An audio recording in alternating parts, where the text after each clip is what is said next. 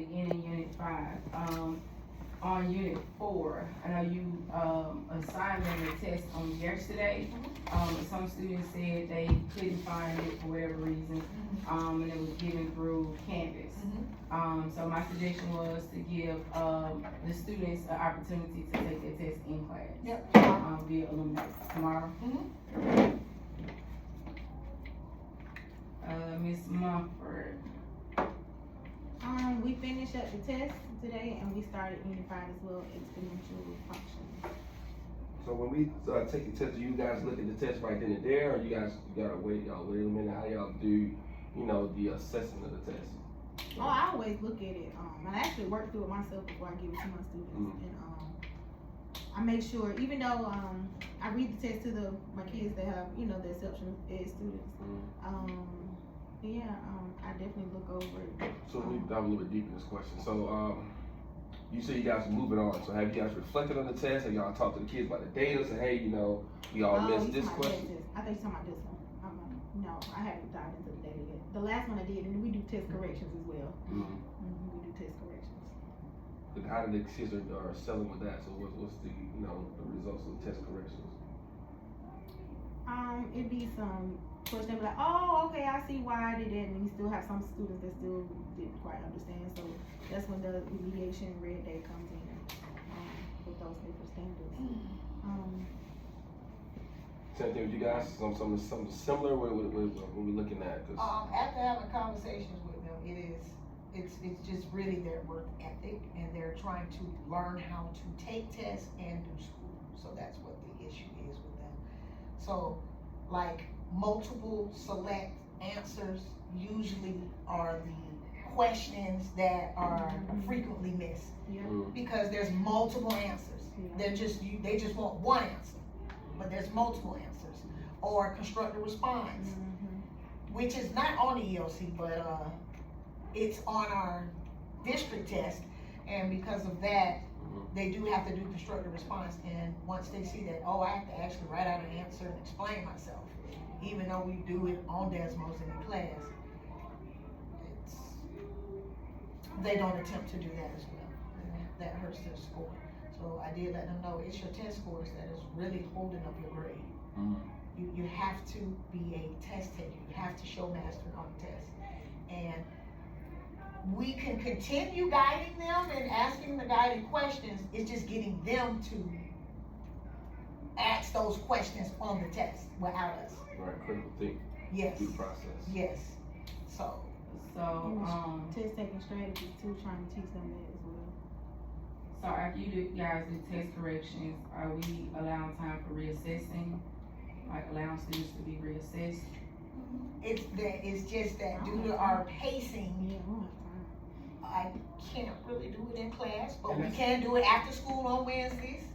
Yeah. During tutorial. So it's tough. So when you say, all right, everybody failed this test, we're moving on and we failed another test. So we're not really learning. I know we need to get through with the pacing, but we need to start looking at content mastery as well. And so where can we slide in or some strategies that, hey, we're gonna do the top 3 that we missed in the warm-ups. And then we're gonna really dive into this, and then we're gonna split out in groups. Everybody gonna take a question, and then we're gonna solve the question together as a group, and then we go back. So you gotta have some kind of reteaching tool. No, I definitely do that. I'm talking about retesting them. I don't do that. And it's good to retest them too. Sometimes you allow them to retest it so they can get better points on their quizzes on that test. So they give them a little bit more confidence, and then also too they're getting confident in seeing that exact type of question over and again. You just hit it one time and leave, and next time they see it's gonna be in the ELC, then it's not really good for them. So giving them opportunities to retest. All right, so you can make up maybe 30 points on this one. If you score whatever 70 above, you get 30 extra points. So trying to provide some opportunities, and also give it that homework. Put it as homework. We want them to at least start doing stuff at home as well to practice. Yes. And so you might not give a huge test grade, but it can be worth 10 points. But at least, someone might have, validity of the assignment that may be cheating, but at the same time, they're actually doing some kind of point of looking at the work. Yeah. So. That's true. So I do give a lot of homework. Yes, they can retest until they get to a 75% or better. So they can go back to Unit 1 right now if they want to. Really? I did put it on the deficiency report, and I told their parents parents, I would love for them to come in for Saturday school, so at least they'll be with Miss Davis, where she can't key in on these certain things and the test taking strategies as well during Saturday school. We do it during Desmos and things like that. It's just their work ethic. It's just getting them there. Yeah, it's just that process. The social promotion, kind of, that's new for me. Put it like that. Knowing that, oh, you were socially promoted here, and you really weren't successful in middle school, but now you're here. Yeah. So going back and remediating for those red days on those basic topics. Right. And then it made me really fully understand, oh, now I get why you couldn't even answer this question on this standard here, which is the actual standard. Right. So it's a lot of planning. Yeah. And it does take a lot of time, and they're gonna have to do a lot of work at home. They're gonna have to do a lot of practice at home. Get it. And I don't know what I can do to get them to do the practice at home. Now, I communicate with the parents every day, please, please, please. So, I mean, they do email me back and let me know, well, at least I'm getting your emails that you asked them for practice. Can you remind them to do their homework? I need them. Have you tried to incentivize things, you know? Extra credit, you Extra know? credit, you know, food, chips, you know, some things, you know, Mr. Walker, I need you to, you know, sponsor a chip party, you know, for one of these assessments, you know, they get, you know, so many questions right, or, then I can do that too as well. And I'm actually looking at their Unit 4, once they finish with Unit 4, because I told both classes, they were doing good with review. I told both classes pizza. So I'm looking at, once they finish, so I can look at their data. I also want to ask, for the next test, and maybe the last test that we have, if you guys, you two were, sit down with myself and create a common assessment for you guys. I did speak with Ms. Dillard, and explain to her the tests that they have. She said those tests were old. They were created by a team, and they do have constructive response on them. So her question was, she didn't know you guys were actually using them in the grade book as your post-assessment, which I informed her that we were. I guess they were created to give to you guys as a tool, but you guys can create your own common assessment based off what you're teaching in the class, how the type of questions you're giving, so that it does align with the ELC. Okay, well, that's new information. And that progress learning tool, I know you put it out there, the progress learning tool, you guys gotta use that progress learning tool, update it regularly so we can see the growth, because that's what, you know, people looking at me and above my head say, hey, you know, how are you monitoring your students' success? And we don't have documentations monitoring that, then we really don't know what's going on. So you gotta make sure you put that in there, put those interventions, those efficiency standards in there, and then that will really guide us how we got Saturday school, guide us, you know, remediation, that help us out so we can be school-wide more than just, you know, isolation, you know, so we can do something as a group, help us out a lot. Is there any funds for online programming, like with the Spanish, the EL students?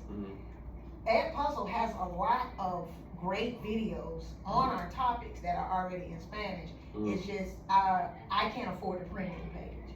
So. Okay. So we put that, that's probably more a Fisher question, or ELs, well, the part, okay, then. Maybe, I don't know. Well, actually, I mean, I could use it for my students as well to remediate, because they do say they do like Ed Puzzle, but for the free version, you can only upload some of the videos. Do they use IXL? I know on there it gives them like detailed information. I don't use It's not rigorous. Now for the basics, like they did not get in middle school, yes, I can use IXL for that. It's good for so they don't have I love algorithms. IXL. They do. It's just, it's not word problems. Yeah, it's good for their skills, but not necessarily for the standards. Yes, it's not good. Yeah. We talk about ISL. So we need to start signing that at home. You know, that is a Yes. you know, weekend thing, and then you incentivize that. You know, how many people do ISL? You look at that data, and then you can incentivize that, because again, that is the skill that they need to master the data that they haven't got in middle schools. And then another platform that does have rigor is Delta Math. Just math. Yes, I can't afford the videos, and I need the videos. We did not put Delta Math No. in It's Title 1. Yeah, and those videos help out. So I use it. It's just the videos will guide them because of their reading level. I do want, I mean, it does give them the answer, it's just the reading part. We'll look at The videos will help out as well. bringing that back to the Title I budget. Alright, so as far as improvement plans, our, steps, I know we have Saturday school, beginning this Saturday, and it's from 8 to 12. I've signed up, I'm gonna do, tutoring with algebra kids on Saturdays. How are we It promoting starts that? on the 16th, but, I mean, even if the next, cause it starts again December 7th, testing already starts then. So, I mean, I'll still do that Saturday, even though it's not on the list. Okay, we'll look at that. How are we promoting the kids to go to Saturday school? What are we incentivizing? Again, you gotta incentivize our students. Now, kids is not gonna go because they're low in grades. They're not gonna do that. So what are we doing? Are we providing extra credit assignments? You know, of course, you know, we'll have snacks and stuff for them while they're here, while they're at the school, in Saturday school. But we gotta kind of incentivize them to make sure that it's valuable for them to come, and not just saying it's a grade. You know, so we gotta do something around that. And you guys have thought about that? Any strategies? Well, I don't think I really did use it, is the grade. I'm in doing extra credit. That's what they want. Kids show They us do the actually, They show us the kind of. fact. Come on. And They that's talk what for them the end of the expensive. semester, when they know they're trying to pass the class. Yeah, that's the reason why they do it, most of them, 'cause they feel it. Yeah, Yeah. and so again, that's again go back to your teacher strategies, you know, and not just saying you do it past class, but you know, it'll get them, push them in and say, hey, you really need to get, you do these Saturday schools, you can make up a test grade, or you make up, you know, an assignment grade, because then you'll get that same information that you missed, you had in the Saturday school, so you might wanna do that, so allow them to Which have. as I've been in their classes, I've been promoting and letting kids know, that Saturday school, they want the extra, they wanna know those skills, PLC, get that extra practice in, as I go in with them, I've been, Yeah, that's for those kids that know, but I'm talking about little Johnny, he don't care about none of this, but passing that class, cause he know he need to graduate, cause his mama make him graduate, come to school. So if you say, you come to Saturday school, you can replace, you know, 2 or 3 grades. Yeah, 2 zeros or whatever the case may be, that will incentivize the kids that's not motivated, by, you know, just.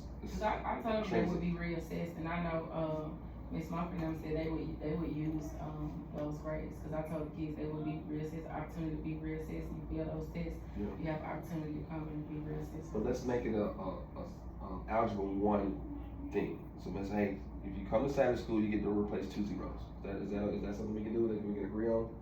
So we're efficient around the board, so we systematic. So every Saturday school, you can replace 2 zeros. Would be in a particular category.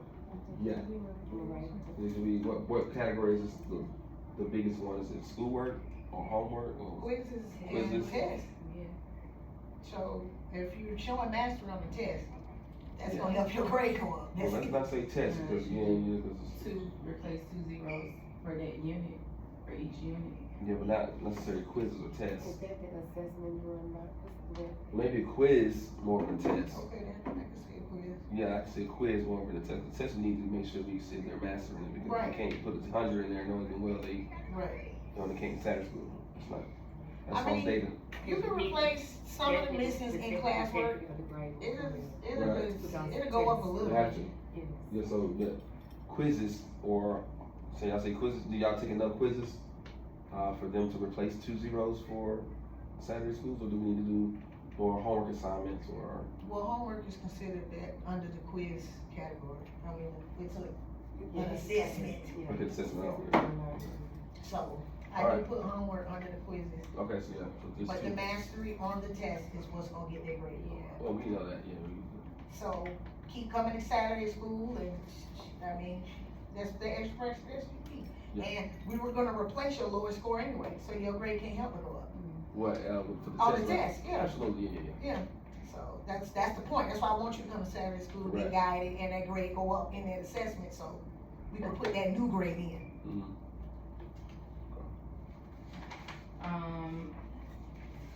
Before I get to, well, Ms. Bull, you wanna, address benchmarks 3? Mrs. Shabana's gonna talk about benchmarks. I did wanna talk about the recent observations, and I think I sent out some emails that, the classroom management engagement was really, really great. Like, you all have opportunity to really, take the kids to a different level with your instruction. The biggest thing that we saw was time management. So I don't know, you know, if we wanna incorporate putting a timer on the board or having a student to be the timekeeper so we can have, you know, more time to move through content. Because 90 minutes is a good amount of time to be able to go through some content. I think that's great. Great suggestion. And one thing, Miss Boyd and I visited, Miss Collins' classroom, and she actually had a student who was her timekeeper. And she expressed to students with y'all know I talk, you know, I start talking and going overtime or whatever. So somebody put a timer on there for 10 minutes or whatever, and that kind of helped the kids also manage her time as well. And it helped that particular, I think she did that particular student, because he probably is always off task. So it was a method of kind of keeping him on task as well and paying attention. So that's a great strategy. Yeah, being intentional with that, that's pretty good. Yeah, you know, as teachers, we have to be mindful of that. So back in the day, it was called cool timer. You know, you had that on the board. You know, you have cell phone. What occasion do we use those strategies so you can get through your standards, get through your lessons, you know, your 3-part lesson, and so you can be able to assess the kids where they're at. So definitely use timers. We have to use that. And even in your even in your planities, whatever, as you're doing your collaborative guides, whatever, you all can kind of actually put it to like 15 minutes for my own or whatever. That's my mini lesson I'm gonna do within 15 minutes, and then another 10 minutes for them to do the first activity. You know, you kind of monitor your time, and that'll help, especially because we're struggling right now with getting through those standards and making sure that we're hitting those different topics by the end of the semester, because it is for real crunch time at this point. We paid for Alex Math. I don't know if you heard, it used to be Achieve Math, you know, Achieve 3000. They have a literacy, and they just bought like a math program called Alex Math that we paid for. I think we should be able to use it, well, unfortunately in the spring, but that's the platform that we'll have, that we're paying for with set aside funds. So if you have time to look into Alex, ALEKS, Alex Math. So it's under Achieve 3000. We'll provide some training around it too before we roll it out to you guys. So you can because we gotta learn it ourselves. And then once we learn it, we'll give it to you guys in a professional learning opportunity.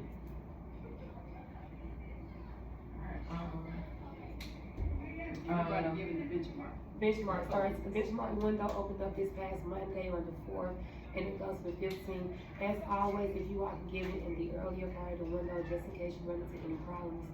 The codes were shared with you all as well, and then I shared the benchmark blueprint to you all early in the semester. So if you need to have it again, then just let me know. If you have trouble accessing it, then just come see myself or Ms. Ferguson to make sure that you're getting in. And then if you can upload it to that progress management sheet within 24 to 48 hours after you've given it, so we can go ahead and start looking at your data as well. And there shouldn't be any constructive response this time for math. We went to training, they said it's only ELA for this administration, so that's what. Alright, and lastly, Ms. Bowie mentioned after-school tutoring, Tuesdays and Thursdays, school-wide initiative. Are we doing those? Like me physically being here Tuesday or Thursday? It's up until the mandated time. I think we're here to 3:45, so 3:10 to 3:45 is supposed to be our school-wide. Yes. So start offering that opportunity for kids, especially if those kids are in the extracurricular activities and to be here anyway. So most kids got study hall, you know, instead of going and sitting in the study hall with their coaches, they can sit in your classroom for that 30 minutes, you know, while you still in contractual time, and then go back to, you know, the opportunity. So we're gonna require study hall for all extracurricular activities, so that really help our student athletes, you know, get that much. So they can continue to be, you know, great students for the athlete. And then you have other ones, any other kids that you really see that's struggling, you know, you can offer, you know, especially calling the home, say, hey, we do have this opportunity, mom, dad, you know, but you gotta pick them up, and there's no buses to take them home. So I know that's our challenge. You know, 85–90% of our students do ride the bus, but if they, you know, can, you know, let's provide opportunity. Also, Miss Mack has some data up on her wall. Was that the last common assessment, or was that just your last assessment up on the wall? That was our last common assessment. Okay. Davis put together. All right. Alright, Ms. Mumford, you know your class up there on her wall, so the kids can see how your class doing compared to their class, so I think it's a great Yeah. initiative that you put that up there, so the kids The can see. kids is that I gave up Yeah. Okay. Yeah, let's do a competition in class better than another class. Not just inside, you know, just kids like competition. Especially the boys. Yeah. And then be careful how you put the date on there. You put a student number or how the case may be. So they won't say, hey, you know, your first last name you got a $20. Gonna make sure they identify by, you know, student number. Kids know that student number. So stuff like that. Any questions? So this is an open conversation with you guys. What are some things that you guys want to come to us, supports? How can we ensure to help you guys out? Well, I just wanna know, what are we going to do for next semester? Basically. Yes. Are we gonna keep this up for next semester, like keep doing Saturday school? Cause they need more time, they need all the time they can, Mhm. all of it. So, if you can possibly get the transportation, at least for next semester, that way it won't be crunch It time. denied us this time. And so, yeah, we got denied. The process that we did in previous years, we have a new person that's over that now. And so now that person is really looking at every single thing, whereas, you know, previous years it was a different process. And so now it's a more seamless process that we wasn't ready for that. And so it was, we turned it in, it didn't meet the new person's expectation, denied it. So now, moving forward, we know the process now.